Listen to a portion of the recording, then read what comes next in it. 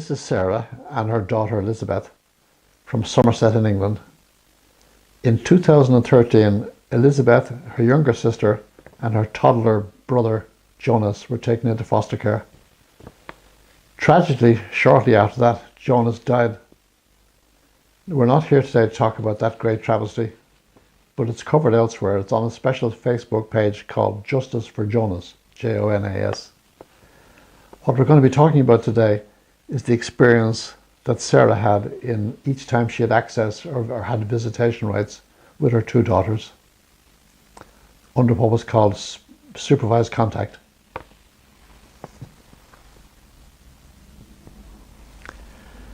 Can we start, Sarah, with you telling me how it is possible that Elizabeth is here with you today on a holiday in Ireland?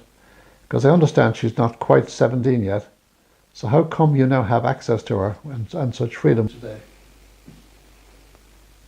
Basically, 10 weeks ago, unfortunately for her, but fortunate in the sense that things have worked out for the better because she's now home. She got assaulted by the foster parent that she was living with, and because she got returned there by the social worker after going to the police station and not having her statement taken, she then decided she was going to college the next morning, and she returned home to my care on the Friday and she didn't go back. So we'd spent sort of 6 or 8 weeks together at home, sort of doing complaints and trying to liaise with them as best we could. And as nothing's been put into place to forcibly remove her, which they can't do obviously without the Section 50 recovery of a child, we then decided that because we hadn't had a chance to be together alone and go on holiday or do anything special together, I contacted our friends over here, and she suggested that we come over for a week or 10 days and have a break away from it all, because it's been quite stressful coming home and learning to be with each other again. And although it's been surreal, hasn't it? It's, you know, there's been quite a toll on the fact that we haven't actually been able to be free and do what mother and daughter would normally do. And it's been really great. So yeah, we've had a good time the last week or so. Been lovely. But that's basically why she's here, is because she's been assaulted and she's come home. Can you give me some examples of how would actually happen on your visits, for example, or when you would take the daughters out, for example, say take them to the seaside?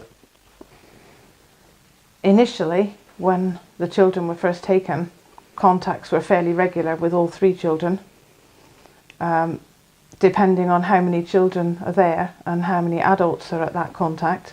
So i.e. if both parents are there, they generally require 2 contact supervisors, which are, they're not really social workers, but they're employed by social services, and they will sit in the room with you. They will either have phones or notepads, and they'll constantly be taking notes as to what you're doing, what you're saying, what activities you choose to do with the children, how you interact with the children. Pretty much anything and everything that's said is written down, isn't it? Yeah, it's just very invasive. Very invasive, and it's intimidating, isn't it? I think that's the word we think without it. You don't feel, they want you to act as you would with your child at home. But you can't, because they find fault in everything. Everything you do. You know, they twist it and they'll turn it, won't they? They write things down, but they'll take it out of context. And then when they write their contact notes up, which you don't get to see unless you're either in court proceedings or you're specifically asked to see them, and even then you don't very often get them. It's all different to how it was actually in the contact, isn't it? Yeah. And because you don't get them for maybe 3, 4, 5 months down the line, it's a job then to remember what actually did happen at the contacts. So what I used to do, I don't know if Beth did equivalent in some aspects, but I know she's probably got a better memory than me because she's younger. But I used to make notes of mine. I used to keep a diary, and I used to make notes of things that actually did happen, so that should they decide that they were going to produce these contact notes for that specific contact, that I could reference back and see whether or not they had been lying about the way the contact actually had progressed. You used to keep tickets and scraps of paper. And Yeah, for a long time we didn't have outside of contact centres. It was purely inside the contact centres, which was usually like children's nurseries, and they'd have a specific room there that social services used to rent out for contacts. So we didn't actually get to do any activities, we didn't go anywhere. It was just literally sit in a room and do some drawing or play with some toys that were there, and 9 times out of 10 they weren't age appropriate for my children because they were a bit older. It was mainly because it was a children's centre, it was for children sort of not to preschool, preschool to 5-year-olds, so there weren't really a lot of appropriate toys. It got to a point where we used to ask to play on your phone and do other stuff rather than actually sit there and do family and things. Then I was banned from taking my phone because they said that there wasn't enough interaction between the adults and the children because they were spending too much time on the phone playing sort of Candy Crush or something like that. But it was because they were so bored because there was nothing to do, And then gradually the contacts, they were spread out, weren't they? They went from sort of like 3 times a week, less frequent, to then once a week. Because as they progress through the final hearing, they tend to really spread it out, don't they? It's like their way of weaning off your contact. And it's a bit like when you wean baby animals away from their mother, or it was like a sort of a gradual process. It's like a separation process, and it's horrible because you know that it's coming. You know that the time's going to come where you're only going to maybe see your child 3 times a year, if you're lucky. I mean, some families do get about 6 times a year from what I've heard, but ours was reduced right down to 3 times a year, wasn't it? And it was really, really hard. And then on those occasions, if the weather were weather appropriate, we might get a chance to go out somewhere. But even then, you'd have 1 or 2 contact workers and they'd be right with you all the time. By your shoulder, wouldn't they? And it didn't matter where you went. If the younger one wanted to go to the bathroom, say, if you'd been to the cinema or you'd been to the beach and they wanted to go to the ladies, you as a mum, you want to go in and make sure that, they wash their hands and everything when they come out. But you've got this contact worker right on your back. And you feel almost awkward because they've twisted things and take things out of context when they've written contact notes before. So you're very sort of wary of doing the normal process of talking to each other. Have you wiped properly? Make sure when you come out you flush the toilet, make sure you wash your hands, dry them properly. You feel that that's the right thing that you would normally do, but you've seen in contact notes where they've said with one of mine before where I came into a contact centre, or was it County Hall? It might have been the County Hall, and I went in and it had actually been raining that day, and I had to ride in on a bicycle because my car were off the road, and I got in halfway and it absolutely rained down like nothing you've ever seen, and I got drenched, and I thought, do I go back and get changed or do I just carry on? Because if I go back and get changed I'm going to be late. And I got in there and I thought there wasn't a problem. She said, I said, I need to go to the lady, I need to get some paper towels and try and dry off some of this water. And then she said, it's all right, it's not a problem. And then when I actually read the contact notes when they were produced for court, she'd actually said that I'd deliberately worn a see-through blouse when I came into the contact. She was trying to say that I knew that the reason that my shirt was a little bit see-through was because I got soaking wet. But when I read the notes, it was said that I'd worn a see-through t-shirt or see-through blouse, and that she could see my bra and underwear under it. And that was apparently inappropriate because I was having contact with then the older lad and the baby, Jonas. And it wasn't like that, but that's an example of how they'll twist something. Perfectly legitimately going in with a wet blouse because I got rained on and I didn't want to be late for contact, but they twisted it in the notes. And I still have those notes. But like things with, go on. It's like when you took me and to the cinema, isn't it? And regardless if one of us needed to go to the loo, you'd have to stay with the contact supervisor. Yeah, I wouldn't actually go. I got to the point where I wouldn't go into the bathroom because even if I did, it was like she would take over. She would be the one dealing with, and I'd end up having to just sort of step aside. And But- you're always left with a contact supervisor as well. It makes you feel quite awkward because you just stood there with someone you don't really know that well. Yeah. Yeah. And the other thing, I think, I don't know how you felt about that, but when you're walking around, you know, when we did get to go out finally, and it was months and months and months down the line before we got to go out, wasn't it? And it was like, they're right beside you, and you get this feeling that even though people probably don't know the situation that we're in, that we're actually having a contact, you get this feeling that people will be looking at you thinking, well, who's that lady with that girl? And who's this one that's everywhere they go? She's right there. It was almost like it could have been granddaughter, mother and grandmother. Yeah, but if you had a young contact supervisor, it's like, well, is that mum's But- sister? yeah. Or is that mum's? Who is that? Like, It just seemed awfully obvious that people might be thinking, who is that tagging along, you know? Because she did it with makeup, didn't she, one day when we went into... I went underwear and that Boots. sports bra and Oh, that was another one. She went in to buy a sports bra, didn't you? Because she does equestrian, you see, so she wanted a sports bra. And we went in, and you went in to try it on, and she actually had to ask me if I could come in and just assist with it at the back, because she found it difficult to do that one up, didn't you? And Kate was right outside, wasn't she? And I felt really uncomfortable because I didn't know whether actually, even though she'd asked me to go and help her, I didn't know whether that was the appropriate thing to do, because I didn't know what she were going to write down on her notes. You know, she could have written down something like, because I haven't seen them yet, but she could have written down something like, I followed Beth into the changing room, you know, and they just portray it in a way that it's should Yeah. be portrayed, and there was no reason for Mum to go in there and see her daughter changing, you know, to make it look like it was a bit sort of, what's the word I'm looking for? Sinister. Yeah, it's horrible. It's creepy, isn't it, that people would think that way? You know, and you're just trying to help your daughter to do things, and ugh. I understand that you and Elizabeth had an ingenious way of sending messages to each other without being noticed.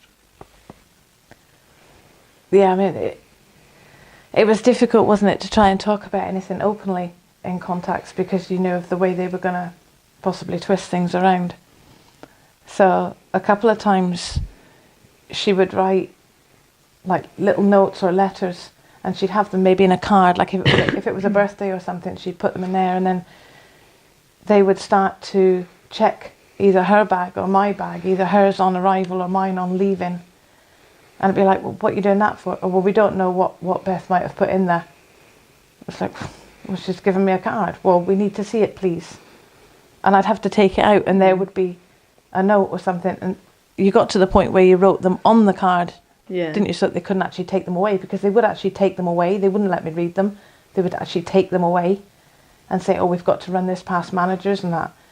So she got a bit crafty and decided that the easiest way was to, if we couldn't put them, exchange them properly over the table or put them in the bags, and I take the pictures and cards and things home, that she would write one before she got into contact, and she'd put it somewhere.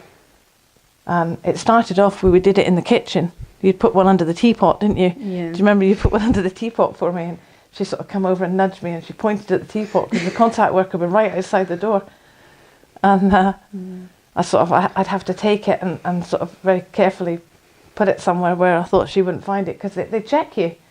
But obviously they can't check you inside your underwear and stuff, so pop it in my bra or something, and then I'd have to read it when I got home.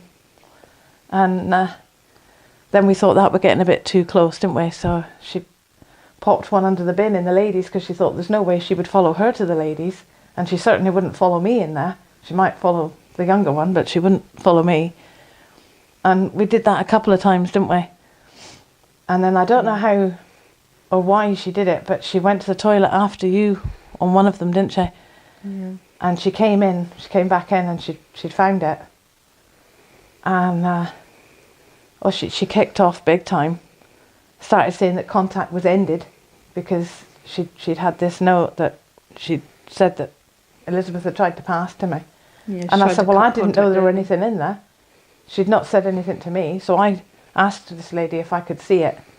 And she was a bit reluctant, but she did hand it over, and there were like 2 little pieces of it. And of course I said, I don't even know if Beth actually wrote that. That could have been you writing it or anything, you know. So I went outside, because you were outside at the time, in the outside play bit. And I went outside and I said, do you know what? And I thought something was wrong, because she'd come in all upset. And I didn't understand why she were upset. Well, obviously, because she'd come in from the toilet, she'd passed her on the way out. So she had a funny feeling, I suppose, that she was going in there.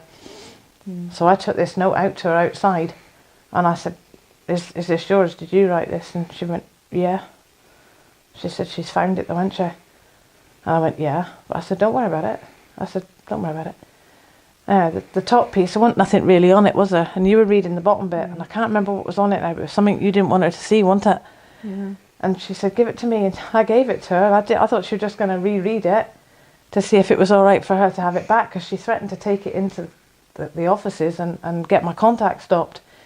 So she ate it. She stuffed it in her mouth and ate it. Of course, when I went back in, I gave her the piece of paper, and she said, where's the other piece? And I said, well, I don't know. I said, Beth had it. And she went out and she said, Beth, where's that other piece of paper? And she was still chewing it.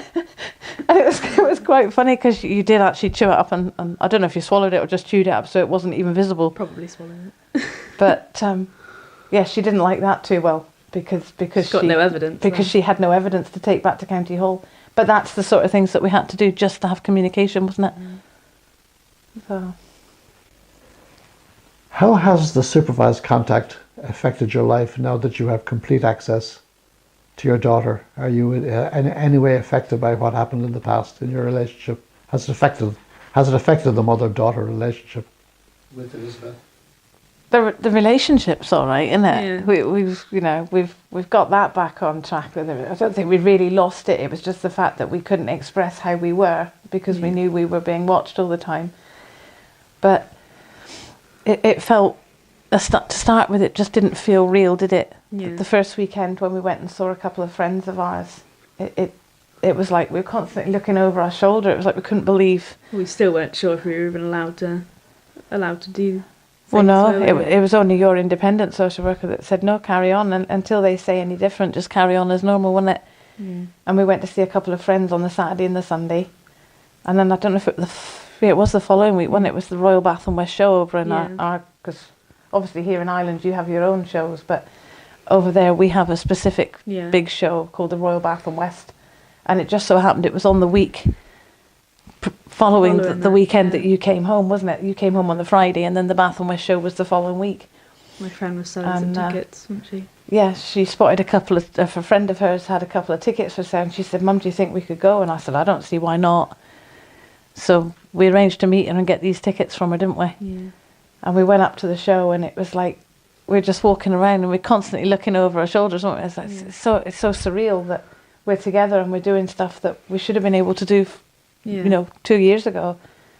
And I mean, it's better now, and it's a lot better now. We're much more relaxed now, because we know that we've been like normal now for 10 weeks, and we've done things. We've gone to places together, and now we've travelled on the plane together. And I mean, she's been on the plane anyway, because she went on holiday with the foster carers, so she already knew what it was like to fly. But just to do it together, just to go away together on our own, no contact workers, no other interference, no, you've got to be back at such and such a time, or you can't do this, or you can't do that. No rules. Yeah, no curfews, no rules. We can just, we told them we were coming, and they haven't stopped us. They haven't said, no, you can't do that. They didn't even give us a response, a yes but or a no, did they? We've not had anything back from them to say anything. So, and to be honest, since she's come back, they say that they're going to support you in that with the children, but they don't have we've not had any support from them whatsoever, not financial, emotional, nothing, not to get through it. We've had to get through it on our own, but I think we've done all right, haven't we? It's been really good. What? You've had a good time, haven't you? Yeah. You're happy about it, and she's my girl. She's my girl. She's lovely, isn't you? Yeah.